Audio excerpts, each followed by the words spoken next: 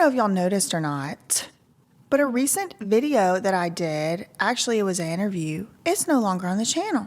Hopefully by the time this video comes out, it's been rightfully restored, but I got a copyright claim for a photograph of DESIREE PEREZ and what's this man's name? Sean Corey J.Z. Carter at the 40 Club. Here is an artist's rendition, an impression of what that picture looked like, because I'm definitely not. So the 40 Club, okay, that's who claims to own the picture. I'm working on the, I did a counterclaim and all that, so whatever. That's not really the point of today's video, but it does lead me to the point of today's video, and that is Roc Nation, DESIREE PEREZ, Jay-Z, these people. And just to be very clear, I don't know who it was exactly that did copyright claim the video, because the email address that I'm not going to put up, but it was a Gmail address and it had like a law firm name. It was like law firm name takedowns@gmail.com. And it was like, I don't know, someone could have just made that Gmail up, trying to blame, trying to troll, trying to double sabotage. So just to be very clear, I don't know for sure if it was, 40 Club, Jay-Z, because apparently 40 Club don't exist anymore, somebody told me. So just be very clear, I don't know exactly who issued these copyright, whatever, but they took my video down. I got a strike and I'm trying to resolve it now. And this is not the first time that these same characters, these same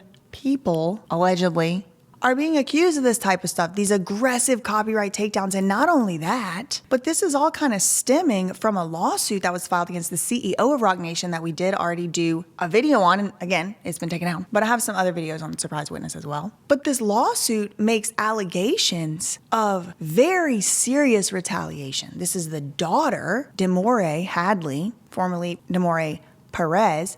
She's the daughter of the CEO of Roc Nation. She's suing the CEO of Roc Nation. She's also suing Roc Nation for like really egregious allegations, okay? And this is all to be sorted out in court. Now, I interviewed her, and now the interview's gone and down. She has done other interviews. I do encourage you to try and go and watch them while they remain up. But Nicki Minaj has absolutely had it, okay? About 3 or so hours after I published the interview at issue, that's been taken down, hopefully it's gonna come back up, but within a few hours of the publication of that interview, Nicki Minaj was tweeting. She tweets this one right here on June 19th. All sounds so familiar. Trying to tear a husband away from his wife and family with lies and friends in high places. Yuck. No more distractions. And I'm like, all right, maybe, people are like, oh, she's just talking about DeMore. She's talking about DeMore. And I'm like, maybe. I'm just ready for people to drop names at this point. Use the @ if you want me to get out of bed. You know what I mean? Well, it wasn't long before Nicki Minaj was trying to tweet. She was tweeting hashtag justice for Dem. Hashtag justice for Dem was used in the lawsuit filings. They were trying to get a gag order against DeMore, and then ultimately they did get one. But, this was all kind of going on. And then here's Nicki Minaj. She's like, look, they're running a AstroTurf. She says, Barb's, the 20th. Save all info on every time you get flagged or suspended and what platform it's on. ... Or just 3 dots, whatever, ellipses. Then this person said they won't let me post anything related to her. Hashtag justice for Dem. And this purports to be a screenshot where it says post not sent. We're sorry. We weren't able to send your post. Would you like to retry? So there's like active evidence of this apparent campaign of sorts to kind of silence a certain narrative, period. Whatever the cost. I mean, the photograph that got copyright claimed on my video, I can speak for myself personally. It was a photo that you can just find on Google. It was transformed, and it was 4 seconds is what the claim is on an hour, and it was about an hour and a half long video, about 90 minutes or so, 95 minutes, something like that. 4 seconds that photo was shown, and probably was filtered and other stuff. That is showing me that they will stop at nothing, and I think they may have met their match with Miss Nicki Minaj, because she didn't just start naming one name. She started naming all kind of names. Roc Nation CEO under fire in new court documents, racketeering and conspiracy, using company resources for false imprisonment, stalking, swatting, hacking, fraud, and many other things. These are allegations. Then she starts leading the charge for a bunch of movements. Like if your account got struck down, send the info to this place, that place. People start sharing this law firm. this law firm is also copyright striking people for using the public biography. You know the biopic? Like you type in lawyer Esquire at lawyer blah blah.com, and then their picture comes up. It's like your professional portrait that's used to identify you on a website or whatever. It's like, yeah, I mean, could it be copyrighted? I mean, sure, but like the law firm using the copyright laws, I don't even think that's actually even an appropriate exercise of the DMCA system. I mean, there's people all over the place saying that the law firm should be investigated for trying to silence down free speech. And Nicki Minaj is just retweeting and retweeting. She's saying she's going to use some of the money that Jay-Z owes her. She starts name dropping Jay-Z. She starts to more so imply and even explicitly state that people are getting paid to slander her. If you get a message to post hate or lies today on any platform, I would advise you to say no. They won't cover your legal fees. Just today alone, we've added 5 blogs and 5 content creators. I hope you got a lot of money saved up. Hope it's worth losing everything, including your account. She starts thanking the lawyers and the judges who have helped her. I mean, this has been going on for weeks. Now, one thing I do want to point out is interesting to me. Interesting artistic choice. Nicki Minaj, why does she always depict and portray herself as Chucky, the murdering clown doll? I wish that she would sometimes mix in another one. Like, it's always this creepy clown. And I'm like trying to cheer for the tweet, and it's like, I don't even want to reshare this clown. It's a murdering demon clown. Nicki, I hope the money, okay, but this is a good tweet. I hope the money stolen from my tour, stolen. That's a big word. Okay, that's not a big word, but you know, but she's saying, I hope the money stolen from my tour was hidden really well. I'd hate for there to be money laundering, embezzlement, etc. Like what? Girl, then she's talking about the Democrats attacked over her cousin's private parts. We're gonna skip that one. Then she got Kermit the Frog. That's cute. That one, I actually laughed at that one. That one's funny. Guess who just got a brand new weird case? Guess she's about to learn the law now. I don't know who. I'm like a little on the peripheral of it. Yeah. What's that one about? That one's about Megan Thee Stallion. It's detestable behaviors if true. The freak off in the car. So wait, Jay-Z had Not Like Us playing at the Super Bowl after his CEO was pardoned by President Trump. We got to find out who is they. President Biden posting Not Like Us after DESIREE was pardoned by Trump is so, and the Chucky doll again. I don't understand that. I do find it to be interesting that DESIREE has been pardoned by any president on any side. Like, okay, that might be worth a video. Put in the chat if that's worth a video. Just what was the basis of the pardon and for what? Oh my God. Nicki is tying it to every big issue at the moment, right? Like that issue, whether someone's for, pro, or against Trump. Then she mixes in like, weren't you marching out with, you know, certain, he's talking about immigrant rights and trying to put, Nicki is putting DESIREE in every single bit of mess that I feel Nicki feels she's been put in by DESIREE. It's very interesting to see because, you know, I've been following these stories of investigating to celebrity, like financial abuse, celebrity conservatorship abuse. I've been following these stories about pop culture and celebrities for like 5 years now.